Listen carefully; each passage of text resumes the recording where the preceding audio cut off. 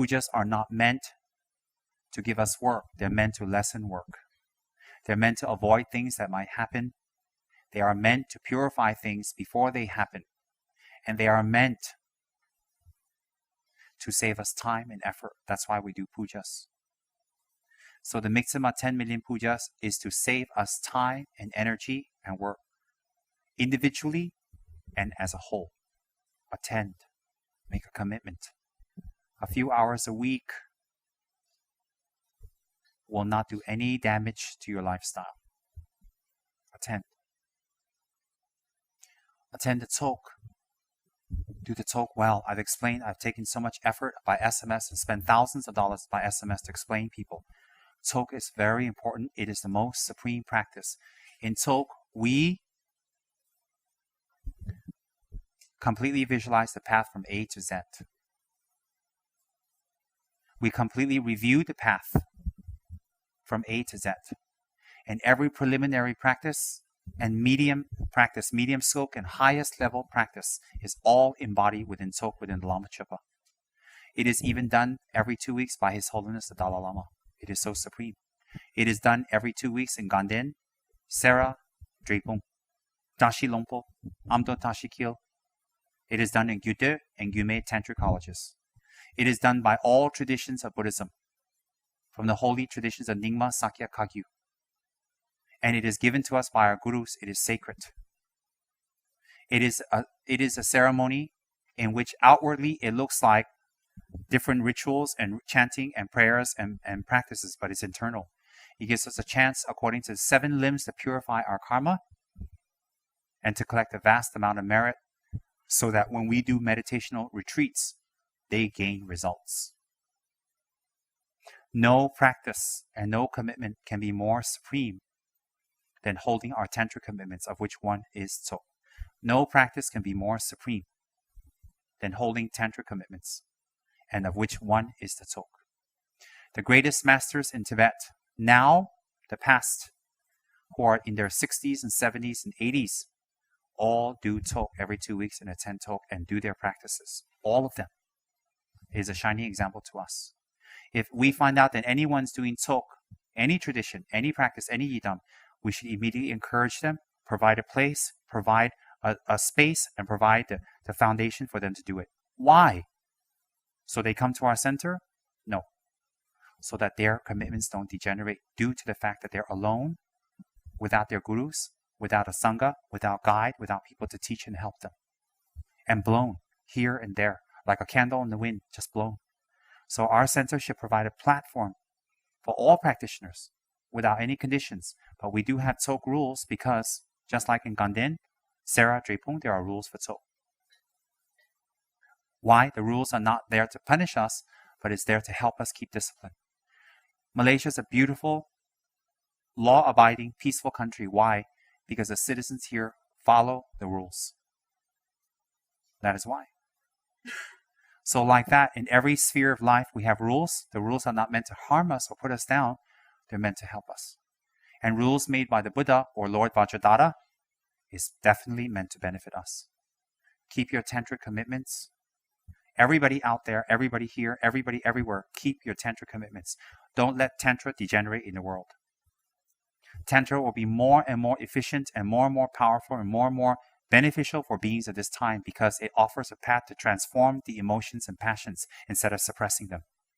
It offers a method to transform the passions and emotions, not suppress them.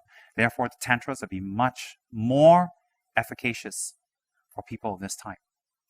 Every tantric system is valid and complete. And every lama has a valid and complete lineage of tantric practices that have benefited many beings for hundreds of years. And no one can say which one is better or worse. But in our center, we will focus on the great master, tricosmic master, Vajra Yogini, the mother of all Buddhas. And that will be our eventual practice.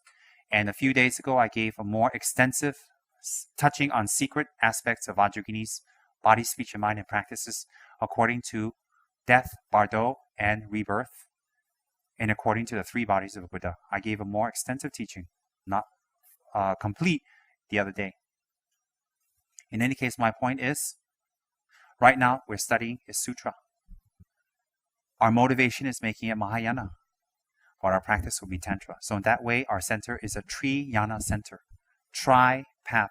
Tri meaning we practice Hinayana, we practice Mahayana, we practice Tantrayana. With no offense to anyone, with respect to all religions and all faiths, with complete respect to them. Why? That is spiritual practice. Respect is the core of spiritual practice. Respect is to allow and to forgive and let them do. Forgive those who harm, let them do what they're doing in the means of whatever practices help their mind, let them. So in our center, we're a Tri-yana center. That's been my wish for many years. We practice all traditions combined into one path. So our goal on the outside is to practice Lama Tsongkhapa's incredible holy Guru Yoga to control, transform, and change our immediate emotions of emptiness, loneliness, depression, and sadness. And to overcome that, because to do the higher practices, we have to get rid of some obstacles and stones along the way. Then, when we practice Lama Tsongkhapa very well, and we've taken the outer obstacles and problems, and Tsongkhapa is excellent because it also stabilizes our wealth, increase our merits, that the necessities we need for practice will come and make it easier. Calm our inner mind, calm our passions and angers. Calm doesn't mean go away. It means make them not harmful anymore. Transform them and settle them down. And then we'll be ready for the path of Vajra Yogini. What's the difference between Tsongkhapa and Vajra Yogini? No difference. From the side of the Buddhas, no difference. From the side of the presentation of the path, there's a difference. In Lama Tsongkhapa's path, it doesn't go all the way with generation and completion stage meditations, which help us to transform our reality and perspectives. It is more a preparatory practice. From the side of Vajra Yogini, you have to have finished the preparatory practices in order to engage in Vajra Yogini's practice. According to Kyabje Soramchi and the great Mahasiddha Geshe Tsurim Gyaltsen, in this time and age, it's very difficult to go systematically here. Why? In a Dharma center, you're not teaching monks. You're not teaching nuns. You're not teaching yogis. You're teaching normal lay people who drift in, who drift out, who go to this center, who go to this place, go to this tradition, go here, go there, go there. Their minds are unsettled. They get confused. And their commitments are not strong. Their practice is not strong. They hold no vows. And they have a lot of attachments, and they have a lot of obstacles, and they have a lot of distractions. So it's very, very hard. Traditional, these teachings are not taught to ordinary people who are not practiced. And even within the monastery, it's not given to all monks. So therefore, there's a new challenge for teaching the tantras to people. The new challenge is to teach a set of people who actually are not ready for tantra, but need it very badly. So therefore, now the structure is to do sutra, which is practice, preliminary practice combined with actual tantric practice. So people that are with me, that is my goal. Whether they're my students or not, it doesn't really matter. If you're my student, you deserve Buddhahood. If you're not, you don't. I don't think like that. I provide a practice and a foundation and a platform for people. Free, easy, open. Why? A, you're just like me. Nobody wants to suffer.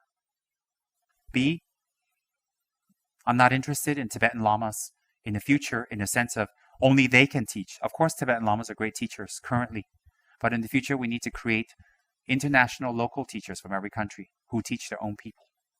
That is much more important. Just like at one time the Tibetans all learned from the great Indian masters, but then when the Buddhism shifted over to Tibet, the Tibetans taught themselves, the Chinese taught themselves, etc., etc., etc. Now we see beautiful people from all over the world teaching their own people. That's very important. And that's what we need to create and develop. It's not a monopoly. Definitely not. It's open. So in our center, I am very, very, very gung-ho about doing preliminary practice, holding our vows, doing occasional retreats, and more for our people to, not the devotional side or the ritual side of practice. I'm more interested in our people to do practical side, such as running the center, running the outlets. You all know what's the purpose of the outlets and why I asked you to volunteer. And we've received very wonderful responses from people who came to volunteer. And to take care of hospitals, to take care of the Sangha, to take care of the homeless. In the future, I very much wish to be blessed to have a soup kitchen, non-denominational, to give food to people who don't have food. As I told you, I was there. I experienced hunger living on the streets. I know what it feels like. And I am glad today I did. I wasn't that time, but I'm glad I did today. And therefore, our center will be that one of action. Everybody has a gift. Whether it's to be in Saraswati department, to make pearls, to do it with love, to do it with commitment, and to do it with samaya, and to do it finishing. Or painting statues, to do it with love and dedication and good motivation completely. Or to be in the K&P department, to write with love, to produce with love, to produce. What's love? What's love? Meaning compassion for others, that this will benefit them. To benefit others. Can we directly benefit them? Can we directly teach them? Not at this time. Can we directly show them our attainments? Not at this time. Can we directly show them that we've controlled our mind? Directly at this time? No. Can we control weathers? Can we stop ghosts? At this time we cannot. But through K&P departments such as producing books and VCDs and CDs very well and nicely, it will benefit many people who are not able to go near the Dharma. Time, schedule, whatever. Through the outlets who people normally would not go to a Dharma center or know about it or hear about it or have prejudices about it. So when we work in an outlet and we're there, it will make an impact. What kind of people we need at the outlet? All types of people. We will attract what we are in the outlet. That's why we need all types of people to volunteer in the outlet. Then we need people to volunteer. We need people to volunteer in the Dharma centers. We need people to volunteer in the Dharma centers.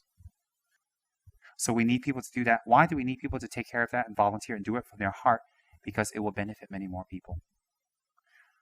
Do work at KH out of love. Work in the outlets out of love. Attend book class out of love. Do your practice and sadhanas every day out of love. Work together well out of love. What kind of love?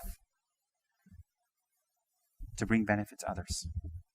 So if we can't do it directly, we can do it indirectly via our center.